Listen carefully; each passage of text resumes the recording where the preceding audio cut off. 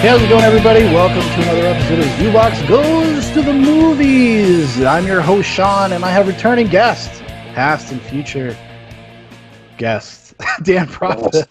Let me myself introduce myself. Cheers, my friend. Cheers, my friend. In Zoobox land tonight. We want to remind you that this episode is brought to you by Cleveland Underground Bourbon Whiskey, and specifically me drinking it. I want to give a shout out to client Philomena for bringing that in. Not Sister Maria Philomena, another. I got you. This is an interactive episode, everybody. If you're out there in Zoobox land, it's time to interact and pour a little bit of whiskey bourbon for yourself. Okay? Yeah. Might as well. Try to keep up with the boys here. I'm going straight old school Jim Beam, my well whiskey, as they say in the business. You know, I only do this because you and Paul do this, and it's like some weird kind of tradition, and I'm like your little brother trying to get in on it. Like, I'm drinking booze with you guys too. I drink as well, sir. But anyway. Today we're going to be talking about the 1990 action sci-fi thriller Total Recall. Your mind. It is the center of your life. It is everything you hear, everything you see, everything you feel. It is everything you are. How would you know if someone stole your mind?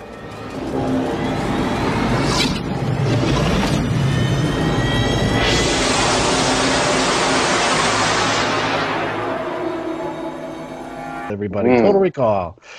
Let's see. Our asses are on Mars. Your asses are on Mars. We're all on fucking Mars right now. This film is directed by Paul Verhoeven.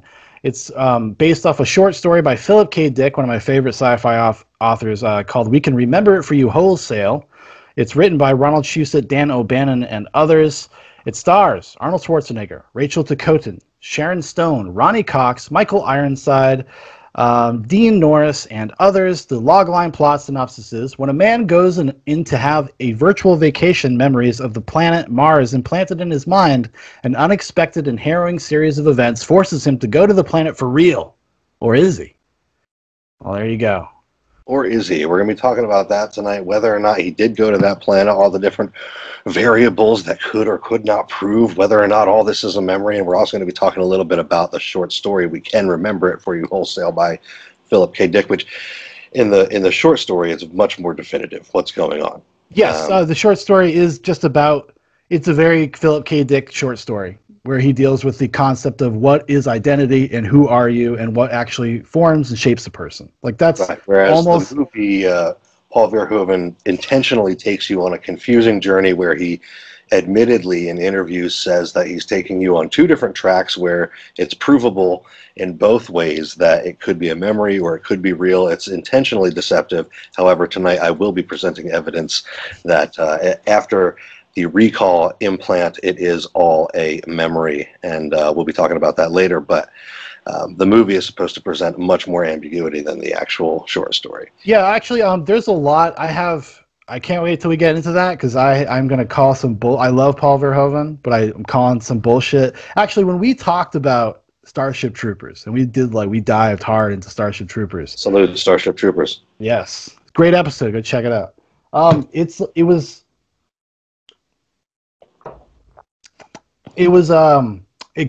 just like cleared some fog I had about Verhoeven. And I have to say, when he says that kind of shit, when he says like, well, you can watch the movie both ways. I mean, I watched it as a kid, never even thought about it being a dream.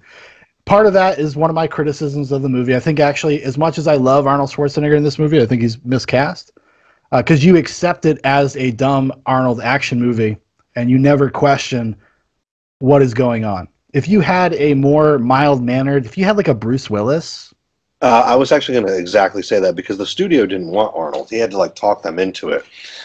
With excuse about how it'll be more interesting if a really strong guy has to figure out how to get out of his own mind. Yeah, his like rationale for why he would have been the perfect star is ridiculous. But he was not actually. It's funny. He just wasn't famous enough when this first came across him. Like this was been in production hell for like a decade. Like David Cronenberg was signed onto the project before, and then they actually had one going with Dino De Laurentiis. Stuntman. It was going to be like his first directorial movie, and Patrick Swayze starring. They actually built sets and shit. And then Dino De Laurentiis goes bankrupt. And then the project goes. Arnold calls Dino De Laurentiis and basically asks him if he'll sell it to a different company so they can make the movie. And then he develops it. He handpicks Verhoeven.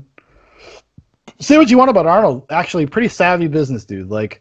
Oh, for real. And he seems like a guy that like this is like it's like a career move for him. Like that's why he wants like very particular people in very particular places at this time in his career. Like he was very involved in like the production of his own movies, even going back to like Conan the Barbarian, which is kind of crazy because he was a nobody, but he had some sway. I don't know why. He had maybe just because people liked him.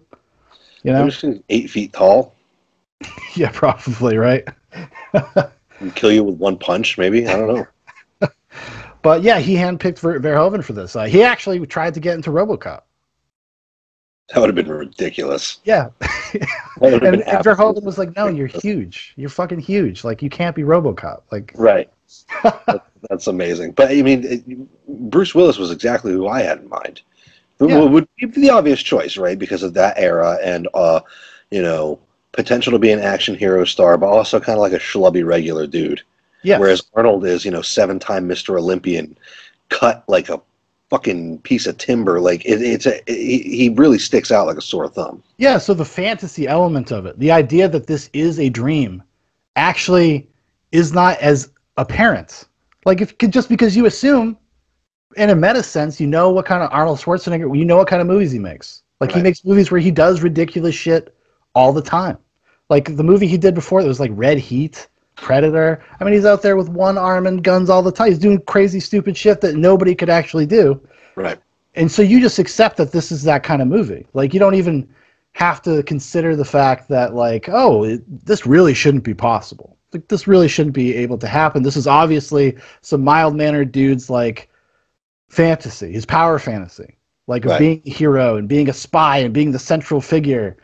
Like, so that's how I felt when I was watching it. I'm glad you agree. But I say that while also liking the movie. Like, why I like Arnold in this movie. Yeah, I mean, in a sense, Arnold being in the movie adds so much of the character of the movie that we love. I mean, how many of the line readings in this movie are awesome because of the way fucking Arnold drops them? Yeah. And also, Arnold was probably one of the key tickets to this passing the Mormon sniff test in my house because this was an R-rated movie with titties. In fact, they had triple titties. Triple tits? And, most of the time Arnold movies basically got a pass in our house. And this one, showed up on cable a lot, so. Yeah, it got a pass in our house for the same reason. Because if people don't know, I was raised like pretty hardcore Catholic for the first like 12 years of my life. And we couldn't really watch. I mean, violence and everything was fine. They didn't care about that stuff because of things like Arnold Schwarzenegger movies, and they were like events at our house. Actually, Total Recall is probably like one of 15 VHS tapes I had in my house growing up. So I would watch it all the time. Like I watched this and like Robin Hood, Prince of Thieves, like like constantly, just because they were there. Bryan Adams track is a fucking jam. Fuck yeah, it is, dude. Still cry every time. Yeah. Yeah, but so I was just like, I had the same kind of experience because had the cover your eyes, turn around, 3 titty lady comes out or whatever. But yeah, my mom would stand in front of the TV. Yeah, my mom would do that too. Yeah. Yeah. But it's the Paul Verhoeven-ness of the whole thing is just incredible. And when you add the bombast, the presence, the character of Arnold Schwarzenegger to it all, it just creates this formula that works in a really, really weird way, and you don't have to question it. Like you said, as I was a kid, I wasn't questioning whether or not this was a fantasy and what that meant to this day-to-day reality of this man. I was just like, look at Benny the cab driver, secret MVP of the movie, Benny the cab driver. I'm glad you said that. I actually have that written down. I was like, that's the MVP of the movie. And then I had as my secret MVP is Sharon Stone. Yes. Sharon Stone is way better in this movie than this movie deserves out of Sharon Stone. But she's actually really good. And this is the movie that got her basically booked on Basic Instinct, which makes her a famous actress. Yeah.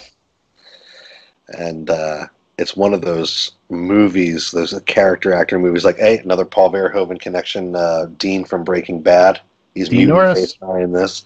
Yep. Everybody's out there giving those great character actor performances. And then, of course, the king, long dick character actor of all time, Michael Ironside. Yes. Doing his thing, living the dream, gets to make out with Sharon Stone multiple times, like nasty, open-faced French kissing. Six-pack regular Joe Michael Ironside just knocking it out. Yeah, balding, crater-faced Michael Ironside. Like, and he does it. And he does it in such a nasty way too. Like you said, it's so like off-putting. It's like off-putting when you watch it. And I watched it so many times in the past couple of days. I think Sharon Stone was like, ugh. Yes, it's kind of visceral on the screen. Like, everyone's grossed out. It's like when Michael Jackson kissed Lisa Marie Presley at the MTV Video Music Awards, and everybody just kind of like, yeah. That's not right. We took a shot of whiskey all at once, but we didn't get drunk. We just got creeped out. Yeah. And, everybody, it's just another, I think you and I are attracted to character actor movies like flies to that blue thing that kills them.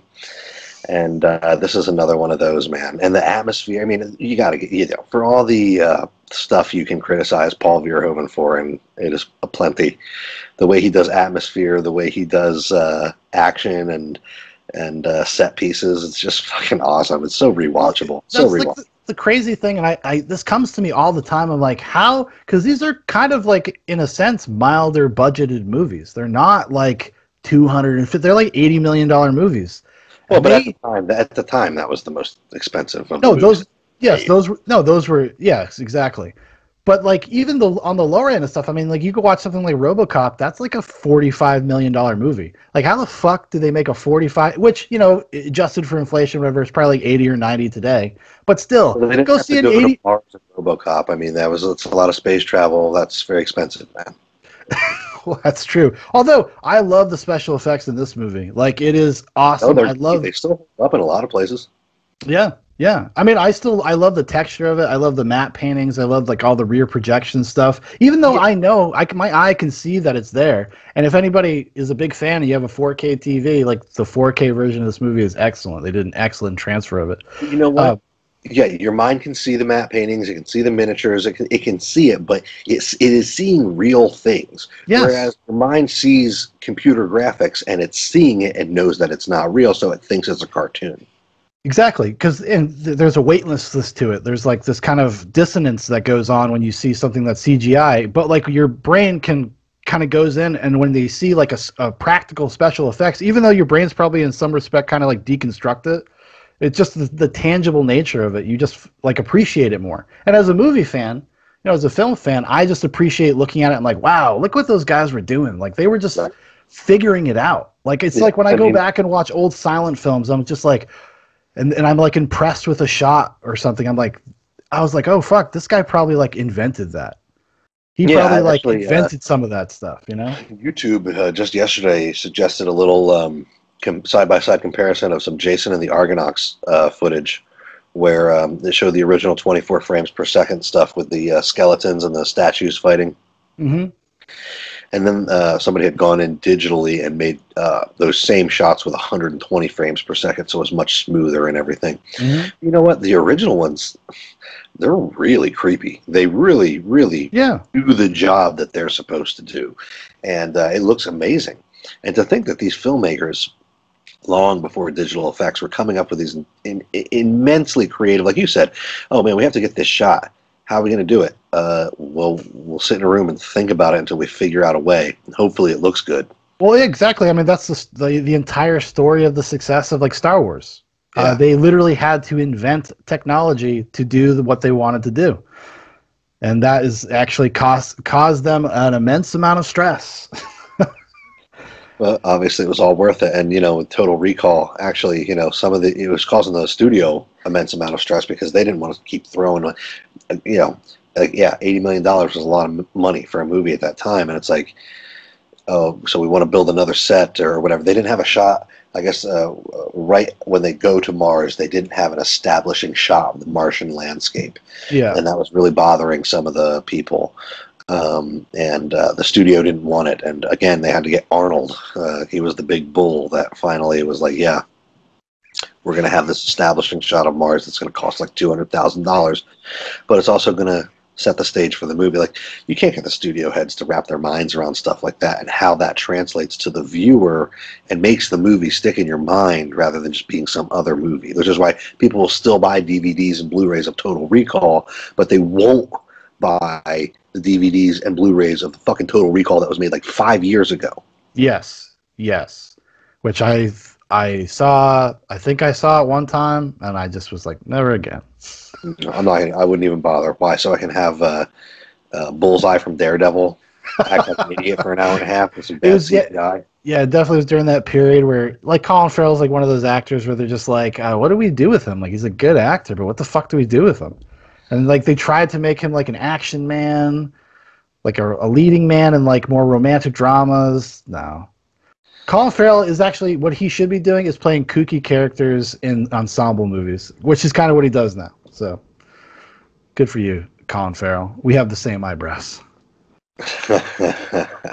But yeah, I mean the movie is great. I mean it's got so many classic set pieces, one-liners, setups, payoffs. And, as far as classic action movies go, I mean, this is probably my favorite Arnold movie, aside from Pumping Iron, which kind of doesn't count because it's a documentary. Oh, and Terminator 2. Sorry. Terminator 2 doesn't count because it's completely in a different category than any other movie. Yes. Yeah. Terminator 2 is very special. And that is another movie I've seen a million times, never get sick of it. I used to make my mom rent it for me. It was that and Pippi Longstocking. And for whatever reason, she acquiesced. I don't understand why, but she did. Hey, you have to have the yin and the yang. You have to have Pippi Longstocking and then Miles Dyson hyperventilating until he drops a weight on a bomb that explodes the entire building. Yeah, and I love that. And Terminator 2, just as a small tangent, one of the greatest action movies ever made. Like, all that said and done. But my favorite part is when he blows away, like, that building of all those cops and everything, and then it goes to, like, Terminator vision, and it says 0 casualties. He literally comes out with a fucking minigun, and he didn't kill anybody. Yeah. Because of, hilarious. Hilarious canon. Hilarity abounds. But, a lot of the stuff from the movie that is so Paul Verhoeven doesn't come from the short story. The short story, I was very surprised to find it is very short. The reading of it that you sent me was like an hour. Yeah. And it actually packed a lot of stuff into that hour. Well, because it's actually more about recall. It's more about the company than the guy, really. It's more about, like, they're like, oh, fuck, we found this Manchurian Candidate sleeper agent, and we just fucked something up, and he probably works for some really bad people, and now we're going to get fucking in trouble. And yeah. And I like how there are a lot of little tiny details that made it into the movie, like the guy from Recall and his sweating. Like the doctor sweating. Yeah. That's how Arnold figures out that he's still in the simulation or whatever. I don't know what I still have trouble figuring out what's getting figured out and who's going where. Like, the details of the plot and the rebellion and all that stuff, it's all very murky, and what Hauser's supposed to be up to and stuff. And, even the people who put the movie together admitted that, they didn't have a third act. They didn't know what the hell. They was like, what's all this secret agent and espionage stuff? How's that going to turn out? And it was like, just turn the Martian landscape blue. And well, they just kind of leaned into the contrivance of it, like, because it's like, I'll say the first hour of this is like perfect. It's flawless. Actually, if the movie doesn't have problems until he gets to Mars, until the movie has to start explaining itself, like the mystery and the build up, it's all fantastic. It's fucking awesome. Like, great action thriller stuff. even a good portion of I don't think that it starts to go off the rails too bad until the Martian Rebellion thing and the the bit with the psychic man baby coming out of the guy's stomach. Quato. Yeah, Quato. I think that the second act on Mars is pretty strong. It's just that, like you said, when it actually has to start coming up with answers for all this shit. What was Hauser doing? What was the plan of this corporation?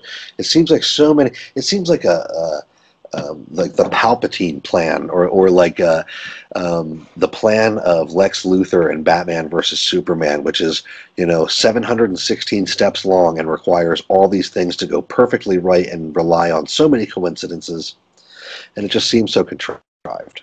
Well, that's like and even the character, the guy who Ronnie Cox plays, what's his name? Cohagen, for the Cohagen Corporation. Like, even he says, he's like, it all got fucked up. What are you talking? I can't believe it worked. I can't believe it worked. And that is tangential evidence I should say that is sort of circumstantial evidence in my case that it is all a memory, at least. Like the entire movie, I think, could be a memory, but it is absolutely a memory after he goes to recall. And I think that those weird things are probably part of what is hinting towards that. It's not my hard evidence, which will come up later, but it's part of it. I think, I didn't realize that it was actually very contentious whether this was real or not until I started kind of looking into it, because there are people that are like, no fucking way. But the one thing because I remember we briefly talked about this, like, just after we recorded a different thing about whether or not it was a dream or whatever. And my biggest piece of evidence to say that it's not a dream, and this is, I kind of criticize Verhoeven here, so I'm trying to have it both ways, is that there are third-party interactions where Arnold is not present all the time.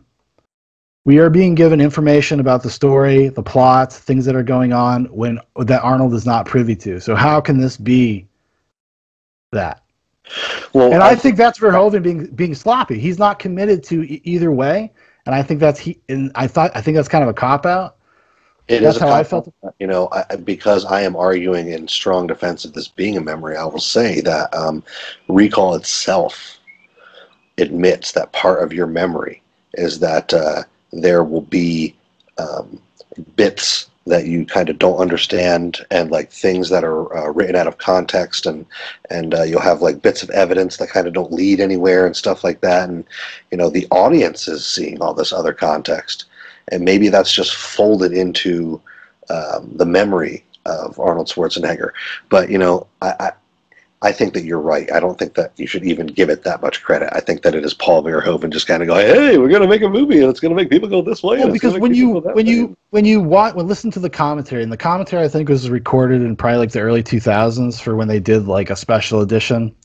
I think when Artisan put out a special edition, it's like he's just very open. He's like, yeah, it's a dream. He's like, that's why I wanted to make the movie. It's a dream. He's like, that's what attracted me to the material. And Arnold was like, yes, it is all a dream. This is a mild-mannered man, and I am so strong. And I love the scene where we fight. Half the commentary is literally them just describing to you what you're seeing on screen. He's like, oh, this is a scene where Sharon and I were in bed together. He's like, Paul, don't you remember when we took her to the hotel for our private this is in the commentary. He's like, yeah, we went into a hotel room to rehearse in private, to make sure we got it right. I was like, you fucking German Duchess. Because you watch all the behind the scenes stuff. I'm like, oh yeah, he totally fucking had sex with Sharon Stone at some point during this production. But I would assume. She's enamored. She's enamored with him. Yes, especially when we watch the evidence later, when she talks about how, like, when you hit Arnold Schwarzenegger, it's like hitting a stone wall, baby. Okay, all right, I'm putting a little too much sauce on that. That's not exactly how she says what she says. But she literally starts, like, shuddering. Yeah. But, I think that whether or not, part of the fun of the movie is that you can come down on either side. It's a fun, stupid action movie, and it doesn't even matter if it's a memory or not. The fact that the question is posed and not answered is part of the fun of the movie. Well, I think it, you say it doesn't, I think it answers it. I think at the end of the movie, it's just not explicit about it, but the end of the movie, him and Rachel Takot and Melina, they're standing on the new terraformed Mars that terraforms in 5 minutes, and he's like, oh, I'm worried that this is a dream. She's like, well, kiss me before we wake up. What's wrong? I just had a terrible thought. What if this is a dream? Well, then kiss me quick before you wake up.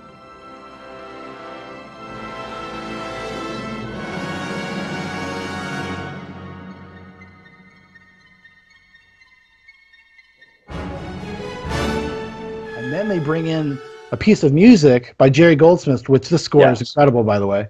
Yes. It's called it's the Dream interlude. Like it's actually called The Dream, and then there's the lens flare and yes, and they talk about that in the behind the scenes stuff, and so I think it was intentional, and also like as you point out, look, I'm only when I present evidence, I'm only presenting hard evidence. Okay, so when I talk about these other things that I think lead to the presumption that it's a dream, I'm talking about stuff that's circumstantial. You can't really bring this to court. You might be able to mention it in front of the jury, but you can't really go into it. I think that the idea of terraforming and re-atmosphering an entire planet in 5 minutes is suspect as fuck.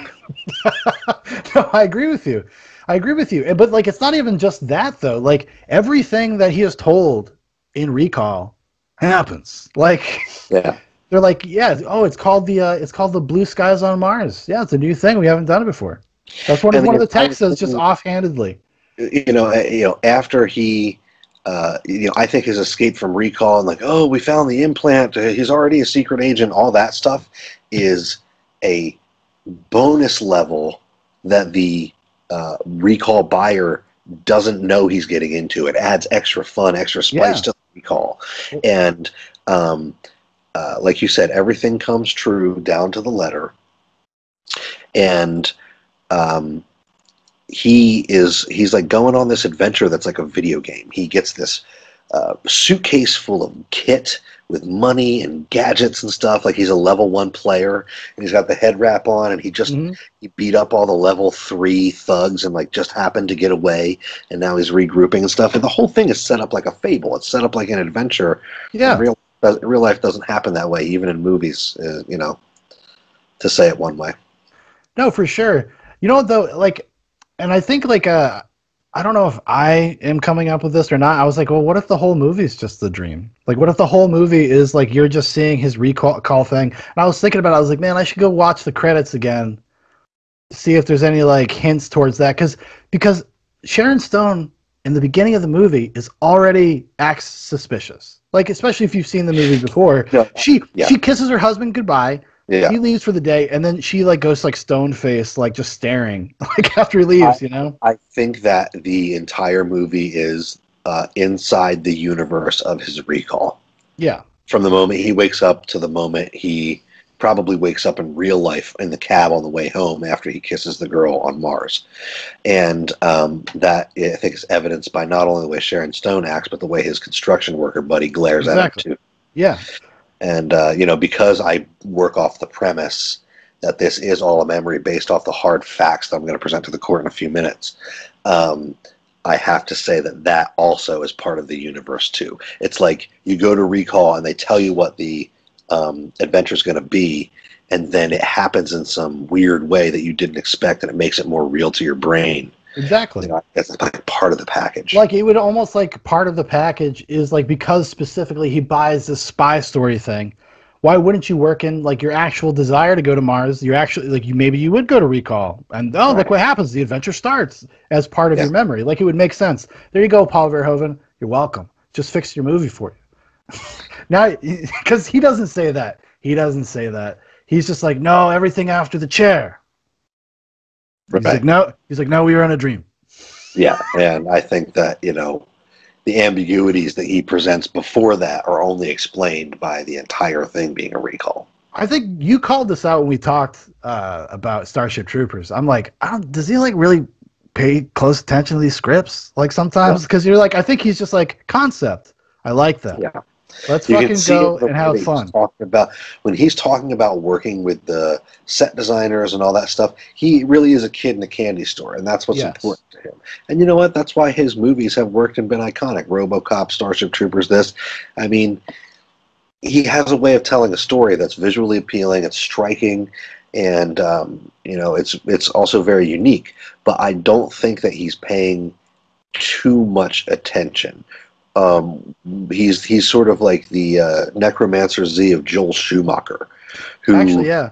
is also making these like fluff pieces, but is paying real close attention to detail and trying to have some subtext while he's doing it. Yes. Paul Verhoeven doesn't do that. Not really. I think he thinks he is. He's got like absolutely convinced that that's what he's doing. He's got some sort of Dunning-Kruger thing going on, and just nobody tells him otherwise. Because he makes money. Mm-hmm. Well, sometimes he actually is. He kills Coralco Studios. He killed it. He killed that studio. Showgirls killed that studio. It was Showgirls, and I know I had to get it in. Showgirls and what's it called? Cutthroat Island, bankrupt Kuroko Studios. Because you know what, Paul Verhoeven's Cutthroat Island that Gina Davis, Matthew Modine, pirate. She takes like a Mensa IQ test. Yep. Yeah, it's Rennie Harlan directed. They were married at the time. He did like 2 movies for his wife, kind of like the way like Paul W. Sanderson puts Mila Jovovich in every movie he does.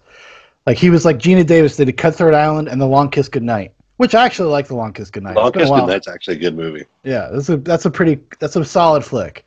But yeah, they bankrupted the studio, but what's the biggest bummer about that is they were deep into pre-production on the next what would have been the next Paul Verhoeven movie was an Arnold movie called Crusade, where Arnold Schwarzenegger was going to be a crusader knight in like medieval times. They were building sets, like they were already gonna go. There was a poster. They were selling the international rights, and then Kuroko went under. There's a poster of it, and it's like this beefy fucking looking like medieval knight, just like overlooking a battle, and he's got this giant fucking sword. I was like, no, because with Verhoeven, like that would have been fucking insane. Like it would have been the craziest fucking movie ever made. Yes. Oh yeah, of course. So he ends up doing Starship Troopers because that falls through, but I really would have loved to have seen that. I would have almost want to see that more than I want to see King Conan. Oh, I was thinking about King Conan the other day because I was reading a little article about how, to this day, Arnold regrets ever making Red Sonja, which was like basically the stand-in for Conan 3. Well, that's what he did it to get out of his contract. Yeah, and I was thinking about your idea for King Conan and how awesome of a movie that would be. Old Conan on his throne. His throne is being threatened. He's like he says in Pumping Iron. He's the wolf at the top of the hill. All the other wolves are hungry, but the wolf at the top of the hill, he knows if he's hungry, the food is there. I love Pumping Iron. I love that fucking movie.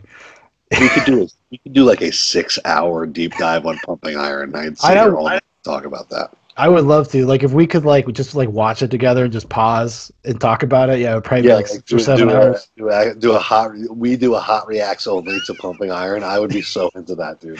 Yeah, we definitely should do that at some point because I think that's actually it's on YouTube. I don't think they're not chasing people for copyrights for Pumping Iron for some reason. Fools, but yeah. I think you're right. Like Paul Verhoeven. I would be curious to see what like a David Cronenberg Total Recall would be. I think it would probably be pretty good, honestly. Oh, David Cronenberg, it'd be a whole different. It'd be a very different movie. It would be a whole different thing. It'd certainly be a different thing. It'd be much more like a body horror type thing. It'd be more cerebral. It probably would have leaned much more into the sense of like, is this real? Is it a dream? Because actually, Cronenberg actually did a movie that's a little kind of like Total Recall in the '90s called Existenz. Have you ever seen that with Jude Law? Oh, not in its entirety. I think you would like it. It's very similar to Total Recall, except they kind of know that they're in a simulation. But that's part of the movie is like them figuring out like, are they still in the simulation? Are they out of the simulation? Because they're like video game developers, and it's like the VR world. It's that kind of like Lawnmower Man type stuff. It's actually pretty good though. It's better than Lawnmower Man, a movie I have a huge soft spot for Lawnmower Man, but I know what it is, everybody. I have a huge soft spot for the Lawnmower Man SNES video game.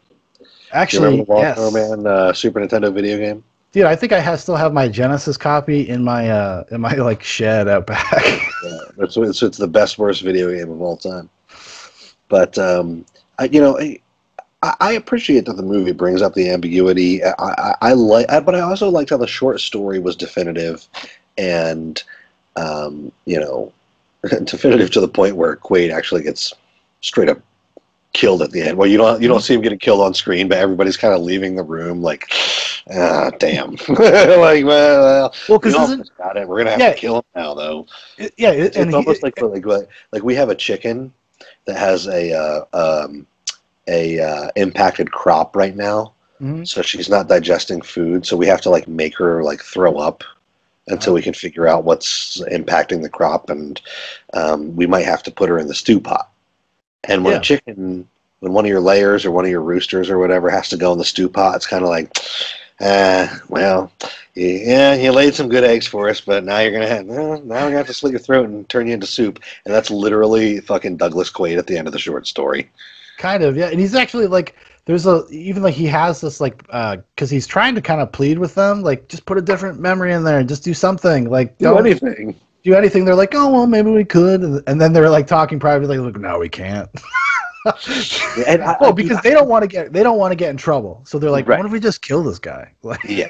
And the concepts that the short story brings up of them being inside your head, knowing what you're thinking as you're like literally in real time as you're thinking it, and knowing what you're thinking when they're miles away, being able to, almost communicate with you telepathically through the chip in your brain. Yeah. Now, is that telepathy if it requires a computer chip, or what's the definition? So I guess it's not telepathy, but you get what I'm saying. Can't I pose questions to the stars, Sean? Can I, a humble meat man, ask a fucking question, please? Please? No, I think it's it's interesting because the movie actually cribs a lot from other Philip K. Dick stories, like the Martian stuff, the mutants that are psychic, like all that stuff is actually, those are very Philip K. Dick like concepts, ideas. Like if you're familiar with his work, you would see a lot of that in there. So you can actually tell that at least the people that wrote like the architecture of the script like were Philip K. Dick fans. They weren't just adapting this one thing. And if you know who Dan O'Bannon is and Ron Shusett, who's like this bow tie wearing like nerd, like they're fucking nerds. They're like hardcore nerds. They wrote Alien, by the way. A lot of people don't know. They wrote Alien. And also Dan O'Bannon directed one of my favorite kind of shitty horror movies, Return of the Living Dead. The one, with the punk rockers and stuff and the gas that gets... Have you ever seen that? I have seen Return of the Living Dead 3 with the punk rock chick who can't stop eating brains. Okay, well, the first one. Dale, but you've never seen the first one? I've seen Return of the Living Dead 2 and Return... Wait, I might have seen the first one. Is that the one where at the end there's naked redheaded chick dancing in a graveyard? Does that ring a bell? No, I don't know. I definitely saw part 2, but I definitely saw part 3 because it's one of my favorite scenes in a movie ever when the zombie chick is in the convenience store just like eating things without paying for them. And the guy's like, what are you doing? And she's like, I'm hungry. I can't get full. And she just needs brains, but she's like trying to eat all these different things. That's a great scene. It is a great scene. I haven't seen that in a very long time. I have not seen that in a very long time. Like the third one. I watched the original a couple years ago because my wife was like didn't really grow up watching a lot of this stuff, so I like show it to her. Like the first time I showed her Total Recall, she shrugged, Dan, and I was like, I don't know if this is gonna work out.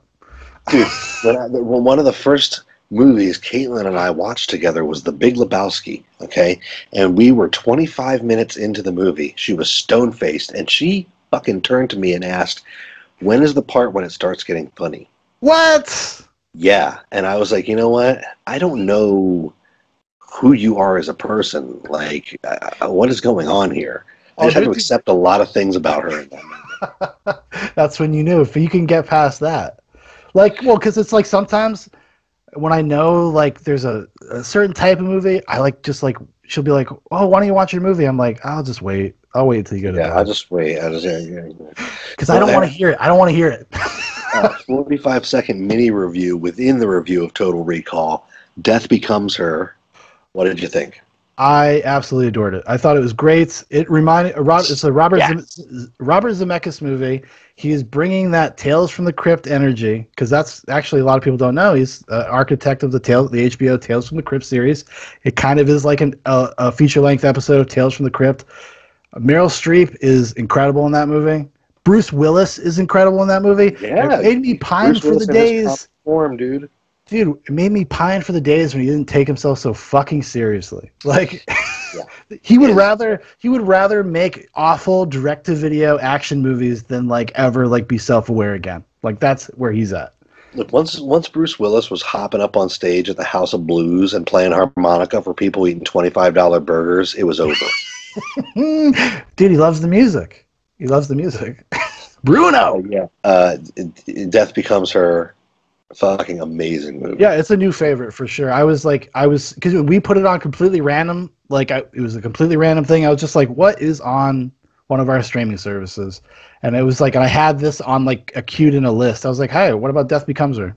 Well, she was like, yeah, let's do that. Because I tried a few other things. I was like, you want to watch Police Story? You know, the Jackie Chan movies. I was like, you want to watch a Jackie Chan? She was like, I want to watch something light. Yeah. But I'm so happy I did. It's a great movie. It's a lot of fun. I can understand people not liking it, but it's like a camp classic. Like, it's excellent. Meryl Streep kills it. Like, Meryl Streep is absolutely on fire, and the special effects hold up to this day. Yeah, because it's just a great movie. Funny movie. Yes, it's hilarious. I was like rolling on the floor, especially some of the scenes like Isabella Rossellini, like when they go to her and she's like the witch with the potion. And Meryl Streep seeing the price, she's like, Meryl Streep is so good when she's like demeaning fucking Bruce Willis and just being so vicious and evil. It's like, but anyway, I have to tell people why I think that this is all a dream. And if you can, please, I sent Sean some evidence. Okay, we're in court now. Paul Verhoeven is in court. If we could bring up Exhibit A, please. Exhibit A. Okay. Should I share this on the screen, or you just want me to read it? You can share it on the screen, but I would like you to read it line by line, please. This is my hard evidence why this is absolutely a simulation and a dream. Okay? These are statistics that I got from celebrity fact websites. So we know they're right, because these people are obsessed enough to write these things. Why not get it right? Right? That's what I would say. So we have Sharon Stone body statistics. Weight, 125.6 pounds. Height, 5'8.5". Body shape, hourglass. Body build, voluptuous. Waist size, 25 inches. Hip size, 35 inches. Oh, I'm falling in love. Feet shoe size, 8.5. Dress size, 2. Now, we got the muscle from Brussels. Hold it right there. Hold it right there. Yes, yes. I know that the muscle from Brussels is Jean-Claude Van Damme, JCVD. I know. You got me. I was drinking. Blow it out your ass. Blow it out your fucking ass. Now we got Arnold Schwarzenegger. Athletic statistics. 225 to 235, which I was surprised. I thought he would be a little heavier, honestly. A lot of beef on that cake. Height 6'3". Arms, 22 inches. Chest, 57 inches. Waist, 30 inches. I want to point out that Sharon Stone's waist is 20 inches. Her waist is the same size as Arnold Schwarzenegger's arms. Arms, yes. Thighs, 28.5. Calves, 20 inches. Dear God. That's what we call a monster in the biz. All right, now, Sean, can we have Exhibit B, please? Can you bring up the pen? Exhibit B! Bitch. I'd like to show you my honorary stunt women's association. I earned this, okay? Sharon Stone was terrific to work with because I bet she was dedicated as all the other ones were. She was training like a machine. Look at him. I mean, she was like a female Terminator. Highest compliment. I shot for a couple weeks on this film and then went home and came back. When I got home the first time, I looked like a Dalmatian because when you throw a punch and it just stops against Arnold's arm, it's like hitting a brick wall about 60 miles an hour. I was just black and blue and sore and just, I couldn't believe it. You know how much I hate this Fuck fucking planet. planet. Okay, so we Sounds have like my wife. we have this juxtaposition here of the actual Sharon Stone talking about how just doing play acting punching and Okay. tapping Arnold Schwarzenegger on set left her with bruises. And yet in multiple scenes in this movie, she fucking takes this dude on and whoops his ass long, dude. Laurie.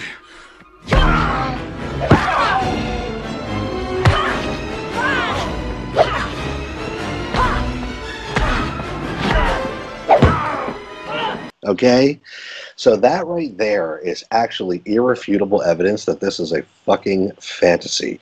Because this was long before the Hollywood conceit of the Scarlett Johansson Black Widow badass superheroine. Okay? Yeah. And that to me proves that Arnold Schwarzenegger has at least 100 pounds, 6 inches, and massive body bulk on this woman, and she's like slapping him around in the kitchen like it's absolutely nothing. This is all a fucking dream. Steven Crowder proved me wrong. Steven Crowder's right here. next week. Steven Crowder is going to fight a woman on stage on his program to prove he's like, see, couldn't happen. Look at her face, caved it in.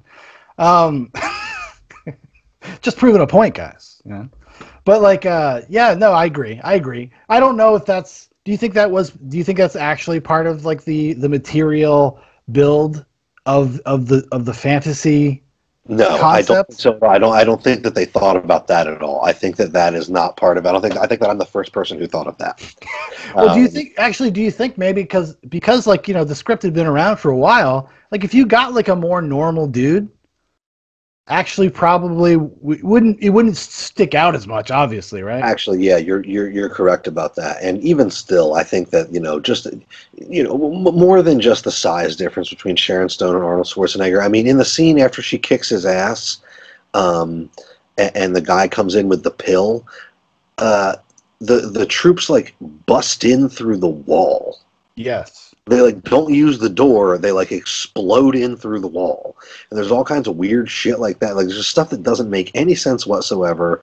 And like you could totally write it off as like this is the way things that would be framed, shot, and executed in a Hollywood blockbuster action movie.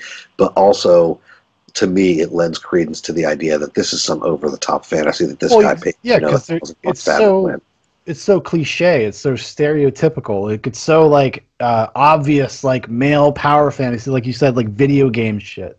Like that's how it feels. That's how it plays out. Because it's like I'm not the type of person. I don't think it's like appropriate to like nitpick the finer details of Total Recall and why people do the things they do.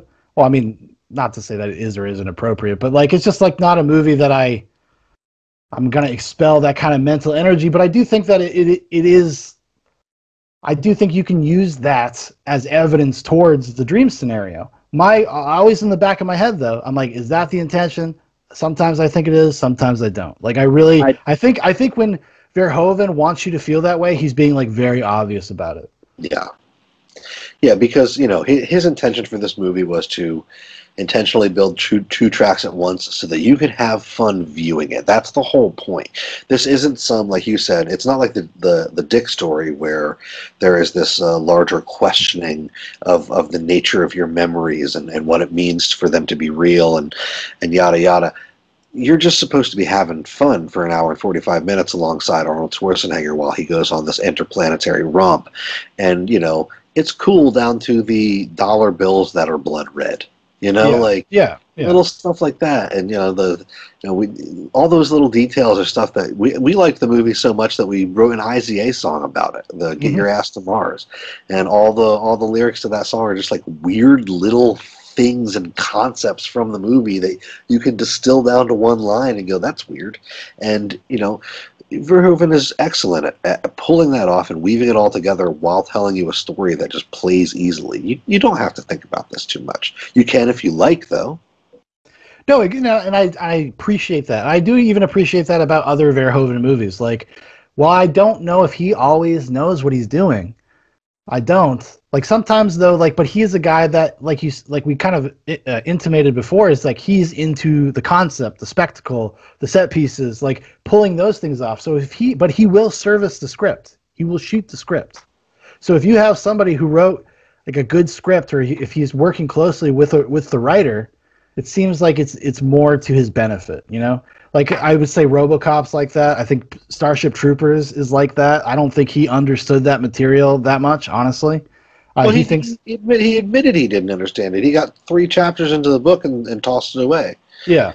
And had some, assistant distill it down into bullet points for him so that he could make some thing about killing bugs. Fucking.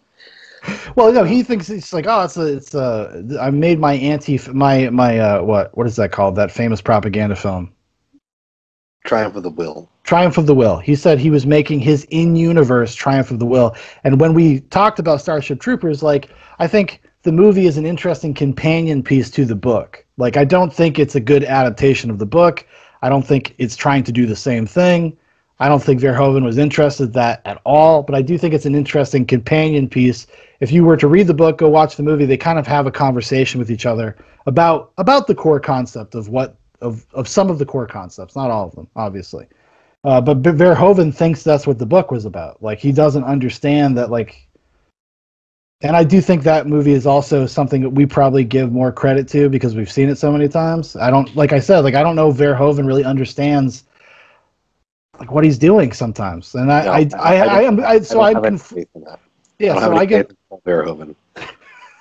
get very conflicted about whether or not, like, about the dream stuff. Like, I have to imagine that the entire movie is a dream for that to work, because there's just there's too many sloppy things. There's too many obvious references to like people being suspicious, or people, even the guy when he goes to recall is like, are you sure you want to go to Mars? Like, why the fuck would you want to go to Mars? Like, everybody's trying to get him to stop doing that. Some people more in more obvious fashion than others. And so something's up from the get-go. Like this, it's like there is something nefarious going underneath the surface, like from the first scene. So, and how many times when you've had a dream, have been trying to recall the memory from the dream, is it so concrete in your mind until you try to write it down or say it, or actually tangibly thinking about it again, and then it disappears, and it's like some vague concept. So many of the laziness. So much of the laziness of the story can just be sort of chalked up to, like, it is a memory or a recall. And, maybe if Paul Verhoeven had been a little bit more present in his own mythology rather than just kind of, look, the alien architecture, this is from brutalism. It is very, very blocky and angular. Yeah, and then you find out, it's like, oh, that's like the training, that's the police academy in Mexico City, yeah. Like, that's just retrofitted. They just retrofit it to look like, but that's what it was.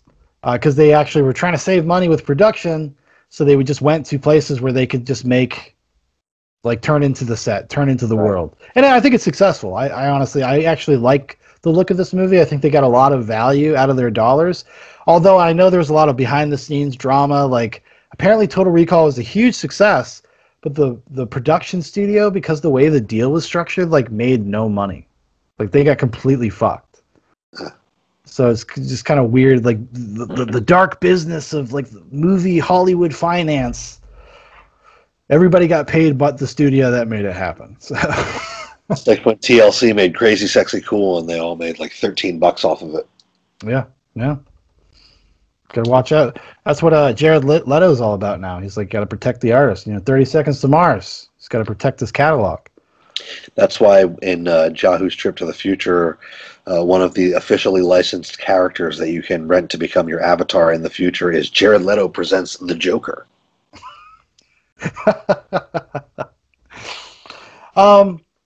So what's some of the stuff that we, what are some of the things that we like about this movie? Like, some of the things that are just fun. Like the fun shit, because it's a fun movie. It's a very fun movie. We mentioned it before, Benny the cab driver. Oh my God, what a great character. Benny is one of my favorite characters in any movie, any action movie. He's like the best sidekick character, and he has the absolute hands down best reveal. My favorite reveal of any fucking movie ever. Blows fucking M. Night Shyamalan's bullshit out of the water. When after the entire movie, Benny keeps going on and on and on about how he's got 5 kids. Man, I got 5 kids to feed. He ain't got 5 kids to feed. Hey, man, man. I got 5 kids to feed. What are you trying to do to me, man? Shut up and try. Hey, I got 5 kids to feed. And then he gets them all cornered. He goes, come on, man. I got 4 kids to feed. Arnold says, what happened to number 5? And then he drops my favorite fucking line of the movie. Ah, shit, man. You got me. I ain't even married. Now put your fucking hands in the air. You should do. You know what's funny, dude? I literally wrote that down. I wrote that quote down, and then I wrote as a commentary, surprisingly traditional for a Quisling mutant guy. Because he says he doesn't have kids because he's not married. I love that, you know, the entire movie, they have you visualizing this guy's family in your head. You can just see that he goes home at the end of the day to these 5 screaming kids. One of them's on the hip of the woman while she's stirring the big pot of Martian macaroni or whatever. He's got not enough money from his cab fares and shit. And it's so built into the mythology of who you think this person is. And then when he drops that fucking line with that cold-hearted little cackle, oh my God, man. I wish that actor had gotten more juicy little parts like that. I know. Actually, who the hell, what's his name? Let's see if I can find it real quick. But yeah, no, but like his entire performance is just full of that stuff. Like every scene he's in, he gives like some sort of memorable moment. Whether it's when he first meets Quaid, trying to get him to get in the cab, or when they go to the sleaze bar, and then he's fucking grabbing the woman with the 3 boobs, you know. Vaunted actress there who didn't do anything after that, apparently she said she was like traumatized by this thing, by doing that part. Like, yeah, but she got triple the royalties though. She said she I guess like later, you know, I don't know if this is like revisionist stuff or whatever, but she was like, yeah, I felt so humiliated by playing the part. I was like, oh. I mean, you know, she's like, even though put that titty prosthetic on, she had time to think about it. Well, she said even with the prosthetics, like she felt like she was exposing herself for real because of the way people were treating her. I was like, you know what I got to say, honey? This is Hollywood, okay? Go back to Salt Lake City, all right? That's what I say. You don't want a part in this movie? You don't want a part in this movie? Get out of my casting couch office, okay? You like James Gandolfini and 8mm? James Gandolfini-berg. Anyway, noted French actor. Yeah, I mean, all the tiny little, like I said, like the red Martian money and all the the little gadgets that he gets in his kit. It makes you feel like you're going on adventure with him. Yeah, and it's just so fun, you know. No, it's got all these great little details about future tech and about like all these like little cool identifiers that it doesn't really draw attention to. It just kind of gives you a sense of the world. Like obviously they're in a security state. There's a lot of cool things you can do with like, you know, just the cool stuff with like the secretary or whatever with her nails. Like it's just a cool little touch. It doesn't need to be there. Yeah, it's a cool little touch. And they don't draw too much attention to it. And it's nice. It's in the background.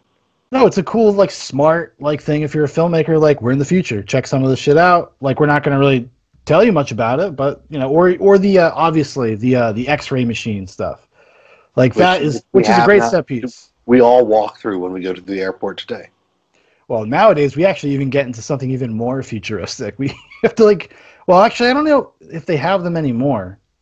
I remember back, it depends probably on the airline. I had to get, like, in a fucking tube and get like a full body scan thing. No, you do not get on an airplane today unless you go through that tube. I don't know how much air travel you've done in the last few years, but not very much. I worked at an airport, and I don't remember having, because I know I didn't have to do that every day, because I used to have to go through TSA every single day, which was awesome. I have not been in the last 5 years through an airport, and granted, the only security that I've gone through in the last 5 years has been Manchester, Connecticut, Albany, and Albuquerque. But I've gone through that tube every single time. You can't get on a plane these days without going through it.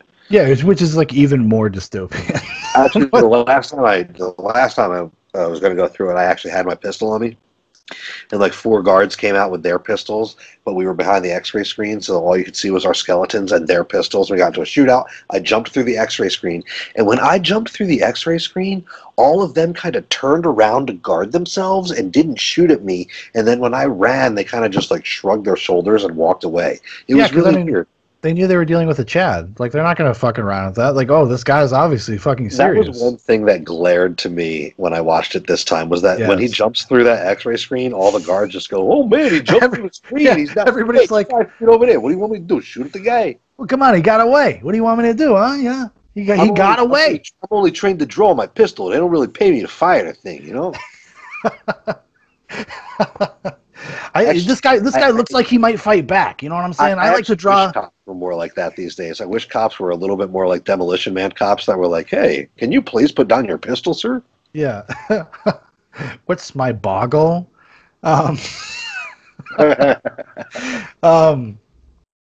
no, and it's a great set piece. It doesn't make any sense, and also it has one of the cruelest like hero moments where he literally grabs a dude on the escalator, some random guy, and uses him as a body shield while 5 dudes are shooting at him, and he's got this one dude, he's like literally just moving his body around to dodge the bullets. Yes. There's so much gruesome shit in this movie, and so many of the like the special effects are like when Benny reveals his mutant arm. It's great. That special effect holds up to this day, dude. It's great. It's great. It's a great reveal too, actually. And the way they made that one prostitute, they made her look really tiny compared to everybody else. That special effect is incredible, dude. I mean, Jesus, it's like doing Lord of the Rings before they made Lord of the Rings. This forced perspective stuff is out of control. I don't know who I'm seeing anymore. Can you imagine if Peter Jackson had gone balls deep and just gotten 4 little people to do fucking Lord of the Rings? That would have been awesome, dude. It would have been incredible. And you know what? And he'd be celebrated as a hero today. He'd be like, he found hobbits. He did it. He fucking did it. I don't even feel like I'm being politically correct saying little people, because I think midget just kind of derogatory. Like, it just, like, I wouldn't even say it's a derogatory term. It just sounds like a slur. It does. Oh, totally. I would never walk up to a vertically challenged person and just be like, "Yo, what's up, midget?" Like, hey, everybody, check out this fucking midget over here. Like, I can understand why they feel the way they do. Like, come on, man. It sounds bad. Like, there's certain words like fuck sounds bad. Yeah, that's why, it's like a harsh like thing. Yeah. And the only time that I've ever heard midget used in a sort of sultry way is in Trapped in the Closet. I opened up the cabinet and I found a midget. Only R. Kelly could get away with that, though, And speaking of commentaries, where, like, you brought up the commentary where Arnold Schwarzenegger and Sharon Stone are just, like, talking about what's happening. If you want a great commentary track, get the original DVD of Trapped in the R. Closet? Kelly's Trapped in the Closet, where it's just like the first 5 chapters. The commentary track on that is not you watching it with his commentary. It's him sitting in a recliner with a cigar, and the smoke from this, and Trapped in the Closet is projected like on a movie screen behind him. Yeah. And like smoke from his cigar is like obscuring the fucking, and he's just literally turning around to you like every 45 seconds. Like, see, now what happens is her husband came home. And he's noticing that I'm fucking his woman, right? So he's real pissed, and I'm about to come out the closet. So let's watch that part. Now the midget begins to wake up. I'm rhyming all the way through this thing, and it's just amazing to me because I don't even know how that came about, but it just took on a life of its own. The whole rhyming thing. Check it out. Just listen. He offers no insight. He doesn't give you any behind the scenes. He just tells you what's about to fucking happen and lets it roll. Yeah, check that out. You would absolutely love that. I definitely got to track that down. I'm gonna look and see if it's on YouTube. Because I could I could probably get away with watching that on a live stream. I don't think anybody's going to be looking for the rights to the commentary track for Trapped in the Closet. Although you never know. If you can't find it, I have the DVD. I'll fucking mail it to you just so you can make that episode.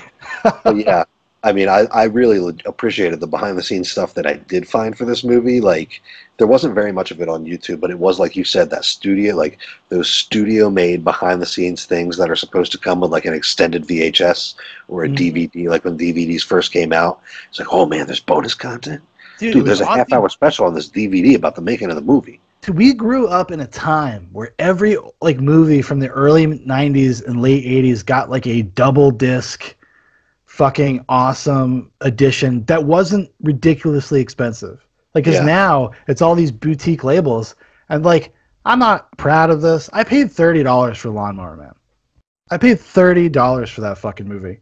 I'm not proud of it. Like I said, I actually, my brain took a couple seconds to process what the fuck you just said. Well, in fairness, it does have the director's cut. I mean, come on. Well, and no, but it has commentaries. It's got all that stuff. HD. That's a whole different experience. Well, it is actually. He glistens. See every beautiful pore on that man's face. He's like constantly moist, even in the James Bond movies. It's like his hair. It's just so we're brought around douche. I love Pierce Brosnan, by the way. He is my James Bond. I mean, I grew up with. That's the guy I grew up with. I'll take yet another detour from Total Recall, but listen. My first James Bond movie was GoldenEye. Mm-hmm. I saw it in the theater in Lancaster, Pennsylvania. I was on vacation with my grandparents and my brothers. They took us up to Lancaster, and we went to the movie theater that was right next to the hotel. We saw GoldenEye. It was my first experience with James Bond, which echoes my dad's first experience with James Bond, which was going with his father to see Goldfinger when it came out in our hometown. Nice. And so James Bond has always been Pierce Brosnan to me, and it's always kind of not broken my heart, but it's always kind of disappointed me that he only got 1.5 good James Bond movies. He was in 4 of them, but only 1.5 of them were good.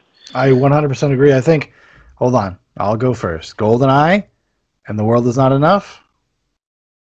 Yes, The World Is Not Enough is actually I watched it while I was packing up pork in the cooler, because I think it was one of the DVDs that you sent me. It might have been, or maybe it was on Netflix or something. No, that must have been on Netflix. I don't think I have. Yeah, I was watching it while I was packing up meat, and The World Is Not Enough is actually a much better movie as an adult when you can understand what it's about. Yeah, I would agree. Because it was very predictive of our times now. But it's not as good. GoldenEye is just one of the best James Bond movies ever. Oh, it's awesome. Like GoldenEye. I'm sorry, everybody. GoldenEye fucking rocks. And it came off after this drought. It had been like almost 10 years since the James Bond movies, and they came out of the gate. Martin Campbell directed. He also directed the Casino Royale, the first Daniel Craig one, which is the best Daniel Craig one by far. Let me tell you something, dude. Famke Jenkins, Famke Johnson. Darling, I know you're out there watching this episode of Zoobox and you just heard me mispronounce your name. I am so sorry. Please don't crush me to death with your thighs. Or do, maybe. That's why I'm making the face I'm making, John. Dude, Xenia Onatopp, not just as a Bond girl, not just as a Bond villain, she is just an awesome fucking character. Yes. Right. One of my favorite characters in an action movie. And she has one of the best death scenes ever in the best James Bond line.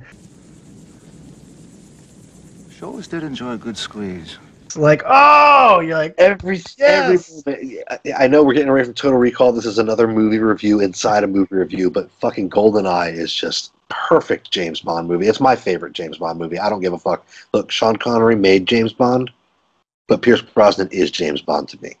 I agree with you, because but like you said, like that is our childhood James Bond. I think probably everybody feels about that, like that way about whatever James Bond they grew up with. Like my brother Ryan identifies with the Daniel Craig one. My brother Ryan actually loves James Bond. When he was a little kid, because he's considerably younger than me, I used to hang out with him. We'd watch like fucking James Bond movies, and we'd be like, "This is fucking awesome." GoldenEye was like his favorite for years.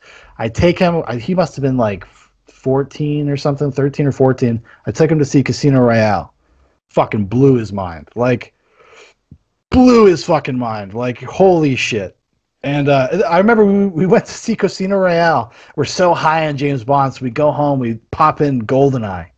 We're like, you cannot watch GoldenEye after you watch Casino Royale. It's really hard. It's very jarring because the style is so different. Right. But the director it's the same guy.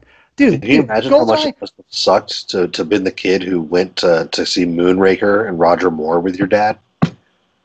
Shit. Yeah, you're probably addicted to crack cocaine right now. I mean, that dad probably left for a pack of cigarettes about 20 years ago.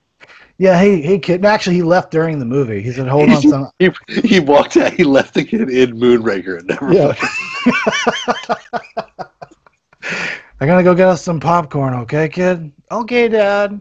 You go watch the moon lasers, huh? Roger Moore's a pussy and never comes back. Yeah, the dad as he's leaving the theater. Not my James Bond. Not my fucking son. He made me come to this thing.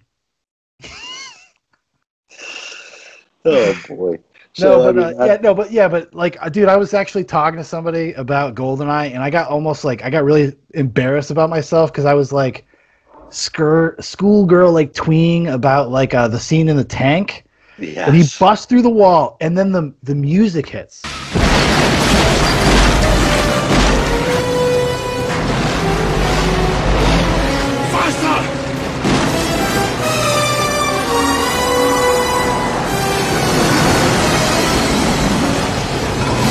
The James Bond themes hits, and he's doing that thing with the fucking levers. I don't know what the fuck. He's driving the tank, and he's like, and his hair is like fucking moving, and it's perfect Pierce Brosnan. I had become homosexual in that moment. I'm like, this is the most perfect. Man has never achieved this. This is the most perfect, most badass moment I've ever seen. It gets me. I get excited thinking about it. Like, it's ridiculous. Yeah. And actually, very few scenes in Total Recall that get me that excited and get you that pumped. Yeah, dude, imagine being in the editing bay of GoldenEye and you fucking just cut that moment together, and you're just over there just fucking throwing cans at the floor, be like, fuck. We did it, boys. And just James Bond entering the zeitgeist of the general public again after all that time, and such a perfect movie, such a perfect movie. It was really perfect, and I was blessed to have had such a moment to see it with my brothers and my grandfather on the big screen. So yeah, sorry, Sean. Rest in peace, rest in power, Sean Connery. But it's not. You're not really my James Bond. Sorry. Yeah, I would agree. I do think, like, now being super familiar, last thing I'll say about James Bond is that I think Pierce Brosnan is the perfect mix of Connery and Roger Moore. I think that he like splits a difference there that is like, because there's a campiness to it, but there's also like a extroverted masculinity. He's not afraid to be like a man, like a guy. He's got also, as a hairy kid, as a hairy guy, as a guy with hair on his chest, Pierce Brosnan's always been my man because he's always sporting it. He don't give a fuck. The coolness of Connery and the comic timing of Roger Moore, and he blends it together well. 100%. And definitely, and maybe a little bit of the iciness of Timothy Dalton. Let's give Timothy Dalton a little bit of love. Actually, yes, Timothy Dalton, underrated Bond. I know people didn't like him back in the day, but those movies have aged very well, actually, if you go back to them nowadays. But, a lot like Arnold Schwarzenegger's character in not Total Recall, True Lies, which is kind of Arnold Schwarzenegger's send-up of James Bond. Yeah, but Total Recall. What much more is there to say about it? It is a fun ass action movie adventure romp, and the reason it's such a classic for me. I mean, dude, I've had people in my real life respond to the Facebook post that I've made, like, pumped about Total Recall.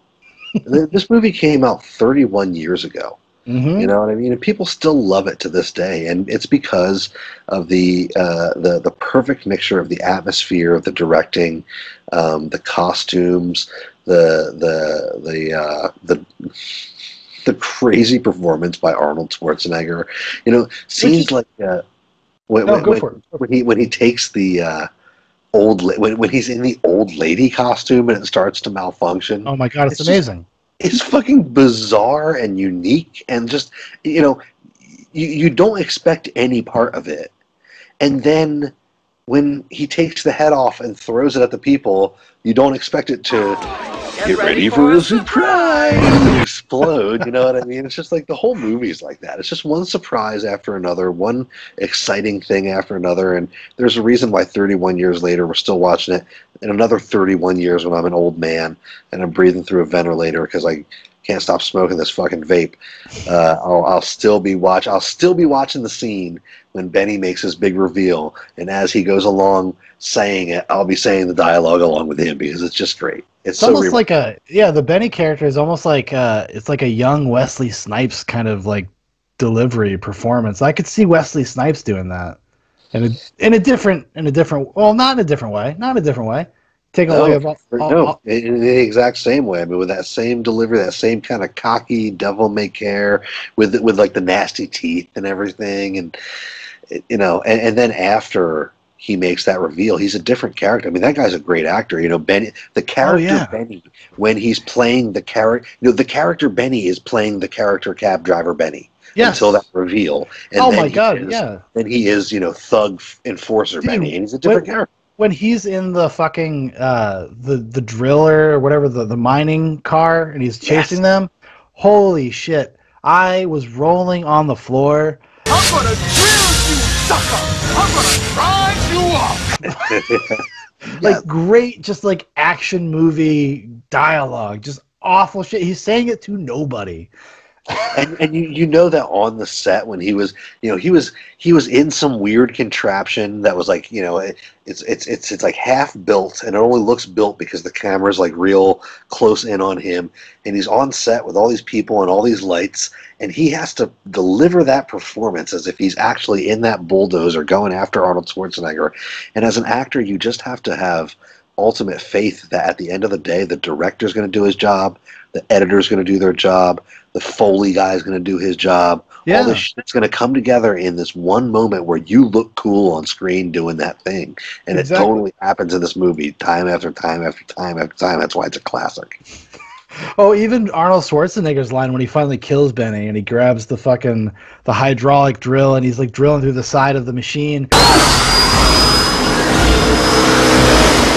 the fuck are you?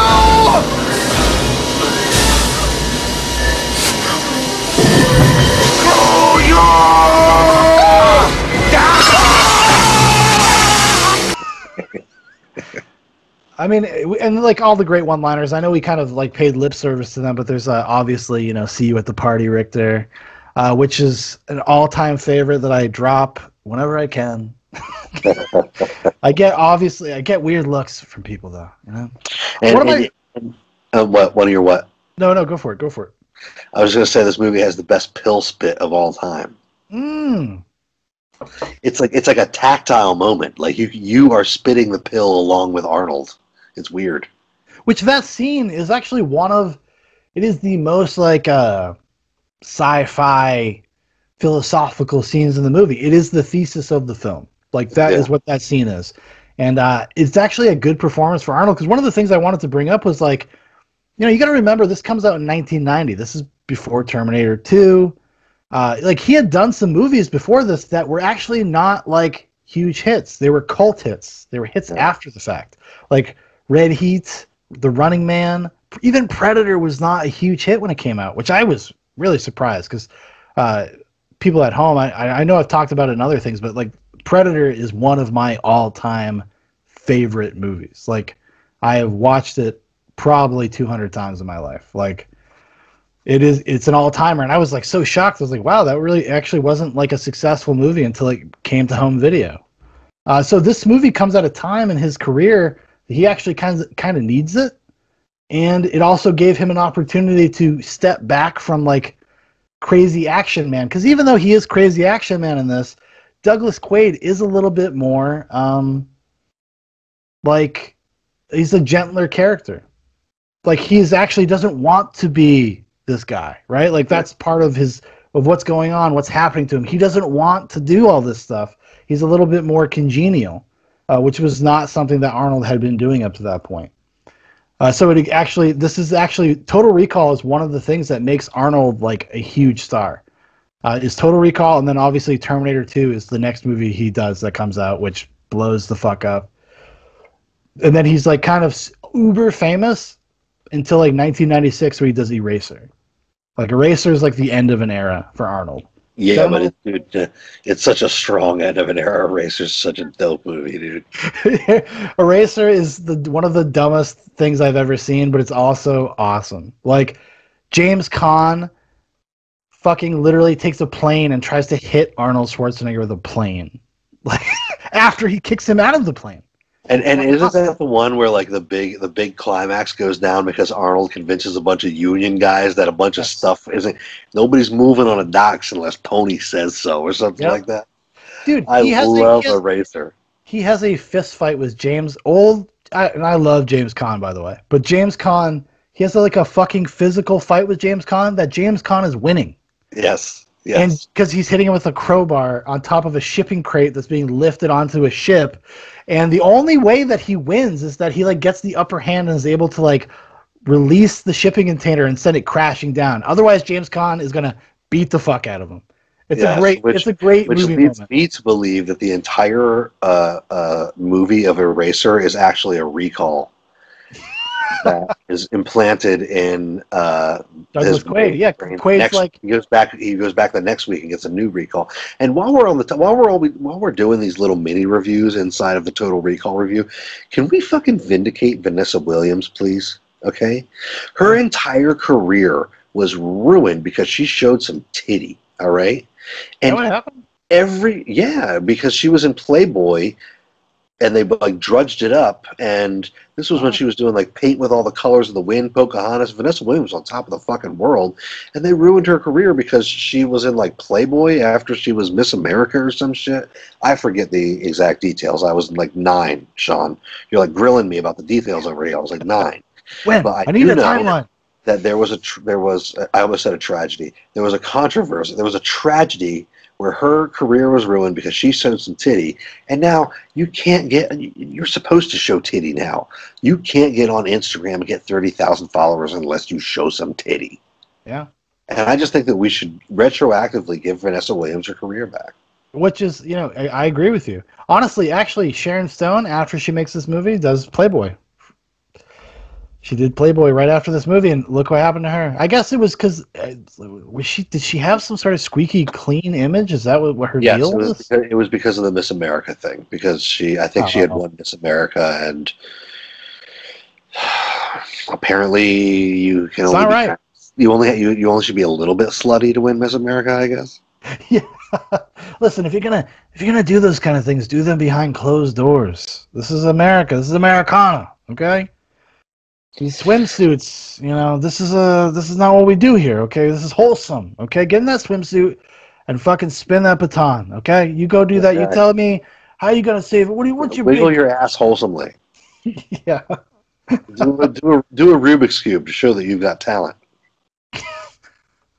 In a bathing suit.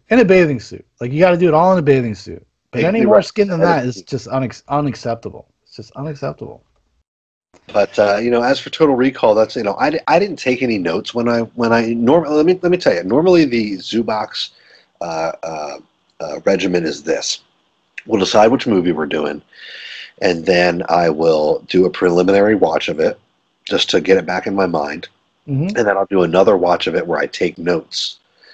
And then usually in between and after that second watch, I'm watching like behind the scenes stuff and anything that I can find on the internet and sort of doing a little research into background stuff that interests me about it. But this movie, I didn't really do that. I didn't really take any notes. I decided I was going to do this entire episode from memory, from recall. Okay. But no, the reason that I didn't do notes this time, I wanted to do experimental because the last 2 times I took really detailed notes, and I didn't break them down into a much more consolidated way that would make them easy to read while I was talking to you, and I left out very important things. So while we're doing mini reviews, insider reviews, I have to tack on something to my Tombstone review, which is that Kurt Russell should have been arrested immediately at the beginning of the movie for stealing a man's horse. Oh, when he hits the guy? He steals the guy's horse, and then the marshals come over and they're like, Wyatt Earp, and he's like, nope, I don't want the job. And I think that it should have been like he should have said, No, I don't want the job. I don't want the job. And the marshal should have been like, no, we're not offering you a job, dumbass. You just stole that guy's horse. You're going to jail for like 10 years. Get in the fucking paddy wagon. And then credits roll. Actually, it was funny. Like, Dan and I got off. We stopped recording, and then we talked about Tombstone for like 40 minutes. All the things were like, oh, dude, I forgot to talk about Billy Bob Thornton. No, I do the same thing, and it's like it's something like still trying to find the balance, like how to do it. And for me, it's just like, hey, when I ask people to come on here, like, do as much research as you think is appropriate as you can to facilitate a conversation, and then whatever comes out of that, that's what comes out of it. Like, I write everything down because it just helps it stay in my mind. I'm just one of those kind of people. Like, if I write it down, it'll probably stick in my brain a little bit more. But, like, it's been augmented, though, because when we first started doing this, dude, I would have, like, 8 pages of notes. It would be ridiculous. Oh, yeah. And I would never talk about, like, half of it. Because, like, right. It's just, like, how you can't organically fit certain things. So you have to, it's, like, just like you, where I'm trying to refine it. Like, how do I do, like, bullet points? Like, how do I, like, organically, like, bring these things up? How do I develop that kind of skill, you know?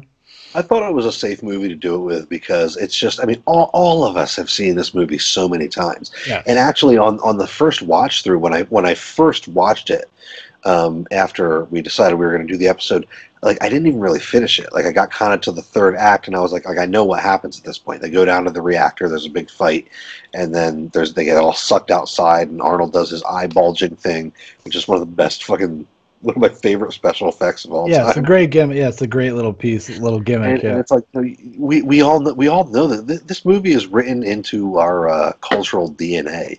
It's like at the beginning, again, we keep teasing the Jah Who Goes to the Future episode, but at the beginning when he says, like, if you're reading this book, blah, blah, blah, or if you just understand it because it has been written into the underlying DNA of the new paradigm. And that's basically, that's... Total Recall is, like, written into the American paradigm. Like, we all watched it a million times when we were kids, and I didn't actually have to finish it that first time because I just remembered it. And I said, the second time I watched it, I said, I'm not taking notes. I'm just going to, and it fits with the theme of recalling it all from memory. But I think a lot of us feel that way about this movie. We just kind of recall it whole at once as one experience, and it's fun and it's energetic, and Arnold is totally in his element. Paul Verhoeven is doing his thing unapologetically, and I think that all the little people doing the costume design, the makeup, the set design, the special effects, everybody came and did their all. This really seems like one of those movies that was a labor of love with everybody involved. Yeah, it actually shined.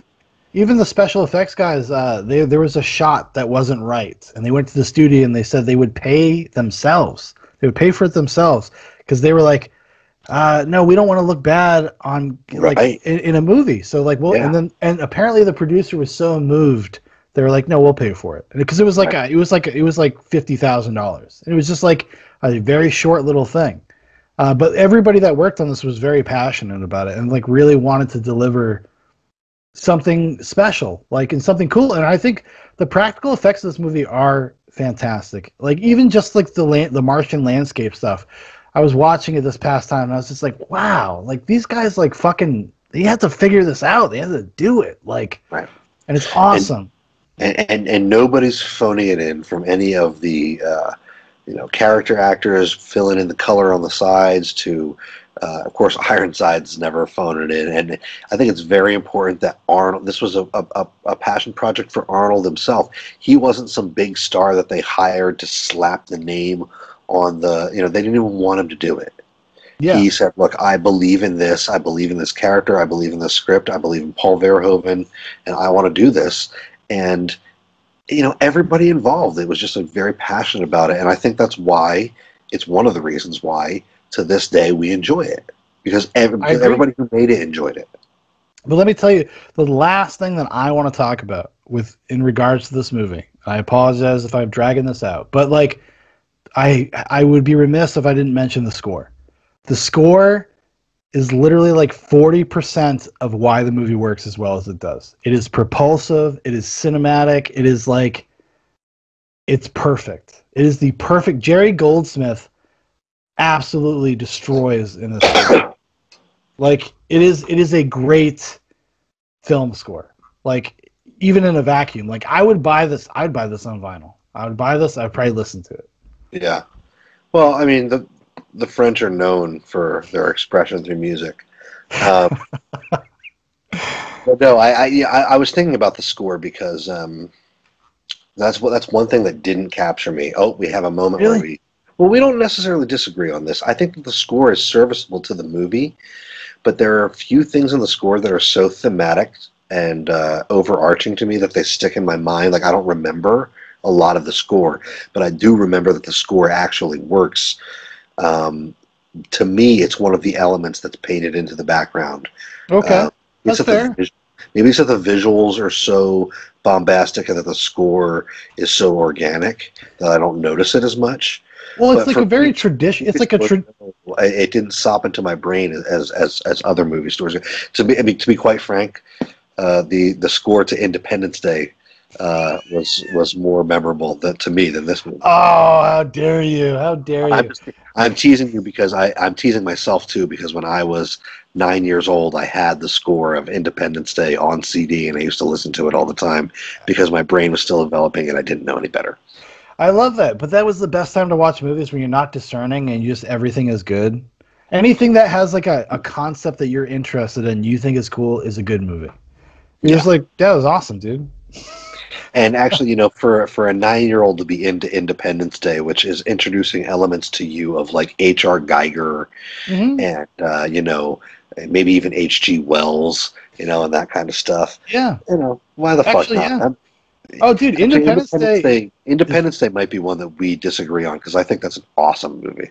I know. I find Independence Day very entertaining, and I think that like the first 45 minutes are so impressive in the way that what's the director's name? Roland Emmerich. Roland Emmerich. He is able to balance that cast. I think he's also from France. He might be.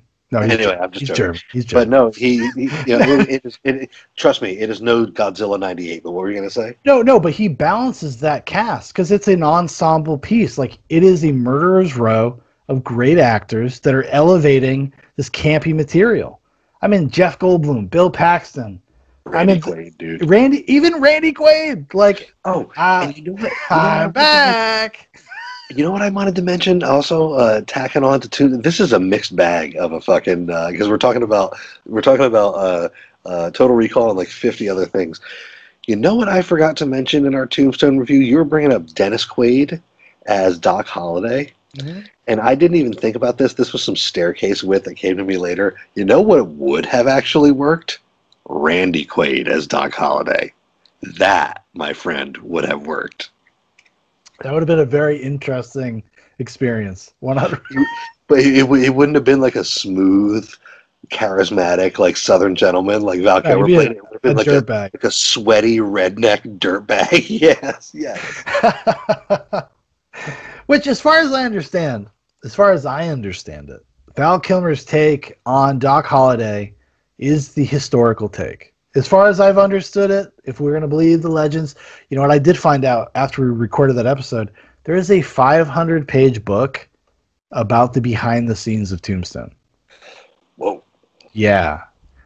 Oh boy, I might pull the trigger. I was like, it's kind of I was like, do I really want to know? Like, I kind of do. Yeah, you might want to do a Zoobox Goes to the Library about that. I might have to, because it's all of the dirt, and it came out a couple years ago, and I think it's actually the progenitor of the Kurt Russell directed it stuff. Right. Yeah. So. Well, no, I mean, side note, I would like to have seen Randy Quaid replace his brother in that role because he would have brought that manic, like ridiculous energy that needed to be in Doc Holliday. Totally is there in his brother Randy, and he failed. The cousin Eddie vibe. I don't know if you're a Christmas National Lampoon's Christmas Vacation fan, but oh god, of course, dude. I mean, I watched that this past holiday. I was like, oh my god, like I can't even imagine like a better comedic performance than Randy Quaid. When they're in the they're in the department store. Out at the OK Corral, he turns to Wyatt and he's like, "You know, Wyatt, they had 9 lives. I guess they just used them all." Yeah. It's just been. But anyway, we've gone so far afield right now. I know. On the surface of Mars. On the surface of Mars, we've gone off planet. Maybe we're inside our own recall right now. That's what's happening. Yeah. If you want to clip this with IZA's "Get Your Ass to Mars," I won't do a copyright strike on you. Well, you fucking send it to me. I will. Maybe I will literally. If you send that to me, we'll play it at the end. Or actually, I will bookend the episode with that song. Because why not? I mean, apparently this Jerry Goldsmith score is not very memorable. So yes, I'm glad somebody was. If anyone wants to hear some memorable music about Total Recall, go buy the IZA's album "Fuckwitch" by Inevitable Zombie Apocalypse. Not Jerry Goldsmith's rinky-dink whatever. Hold on. Is that song really from Fuckwitch? Yes. That's an old song, everybody. That's almost as old as the movie. Because I remember Fuckwitch. I think Fuckwitch was our last album. We released that in 2013. We are old men. All right, never mind. No way. You did not have something called Fuckwitch before that? We spoke about the album Fuckwitch for many years. It was many years to make it. It was the Chinese democracy of the IZA. It took us like 10 years to record Fuckwitch. Okay. All right. So I'm sorry. I keep calling the album Fuckwitch. It's actually Fuckwitch by Inevitable Zombie Apocalypse. It's like a fragrance. Kino. It's called Kino, folks. No, because I remember the name. You know, that's crazy. Like, because we would have been like teenagers talking about that. Yeah, and, I mean, like hearing that, like it's from 2013. I thought that was like something. I thought you were talking about something you guys like recorded and like burnt CDs and gave people like when we were kids. Oh no, it was much further along than that, but it was spoken about for a very long time. But anyway, anyways, everybody check out the IZA. Give this man some money. We're gonna play a preview of one of his songs. Like, let's line this man's pockets with our gold coins. With our lemons. Send him lemons. Send him some lemons, everybody. Yeah, give me 12 cents worth of lemons at a time. I sent Stefan Molyneux 1 lemon the other day. He was probably really stoked. Stefan Molyneux's in a sad place right now. I've seen some clips. He had that famous video where he was flipping out on the person because they only gave him $1.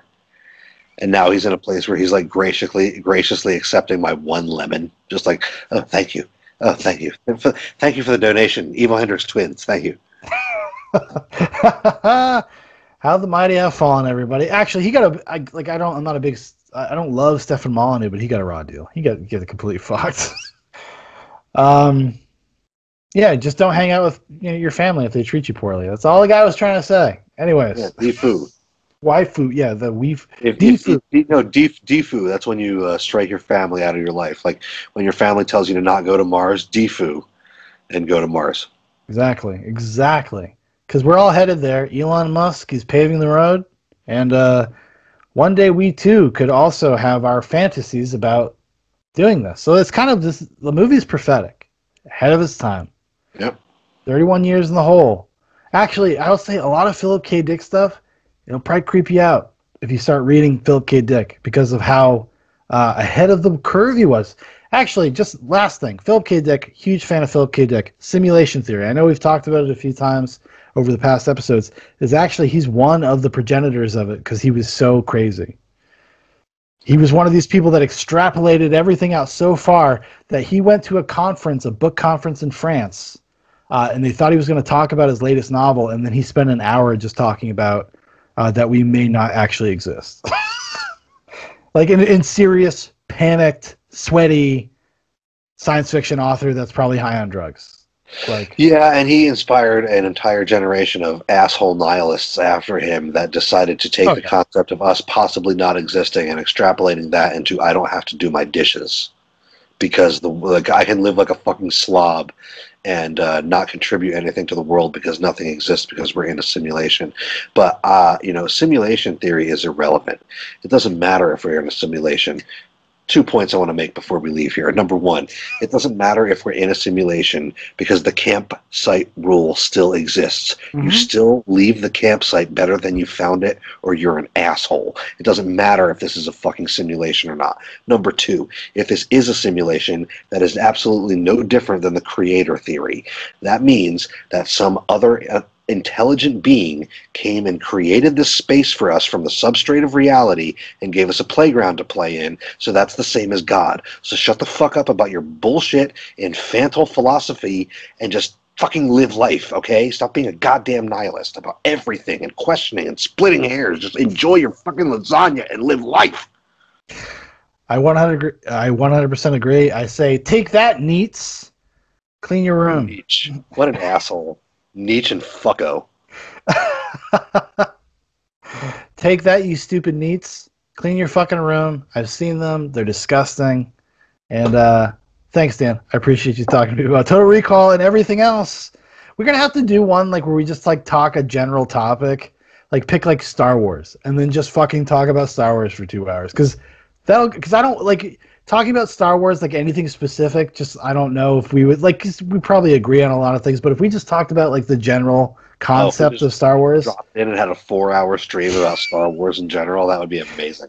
Yeah, because I think like we would have a lot of fun doing that. But also, I think we need to drop me in on a Zoobox Live so I can berate Dan about living a 100% socialist lifestyle where he sucks off the teat of the government for the entirety of the rest of his life because he like was a police officer once or some shit. I don't even know. In fairness to Dan, Dan did suffer. He had some pretty intense experiences. In fairness to him, I will give Dan all the credit in the world when he admits that he is a socialist. And that's the end of the story, okay? That's it. Well, there you go. Gauntlet thrown, and we'll see what happens. Everybody look out. Right, it may not make it to YouTube. So fucking follow on DLive. Depends on how many shots I have, but I think if everybody's with us still I think we're almost at 2 hours. Thank you for listening, and thank you for tagging along in all of our tangents, all of our weaving through the Martian pathways that have brought us to and fro and back to Total Recall. I had a lot of fun on this episode. Yeah, this is a great episode. I had a ton of fun, and it's Total Recall, so that's what happens. Yeah, exactly. A lot of memories get stirred up, and sometimes you don't understand them until you weave them back into the main thread. Exactly, 100%. All right, everybody, thank you so much for watching. Thank you for listening. Thank you again, Prophet, for being here. If you'd like to know more about Zoobox, bunch of links in the description. Dan, Prophet gave a little preview of what you may see if you go follow us over on DLive, at least until May. Mid-May, we'll be back. Zoobox Live will be back on YouTube. Nightcap, probably going to stay on DLive because I can get away with a lot over there and I don't get my streams blocked. And then when I re-upload them, I just get demonetized. But they actually are there.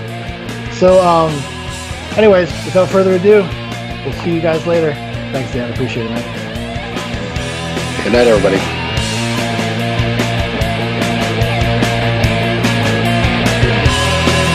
When you're living on the run and there's no place to go, when there's something up your nose and it's starting to glow, get your ass to the bar. When they take you in the cab and you're starting to shout, get your ass to the bar. When you're stuck inside a room and there's no way out, get your ass to the bar. 'Cause Mars is where the party's at. Where the party's at. Where the party's gonna be.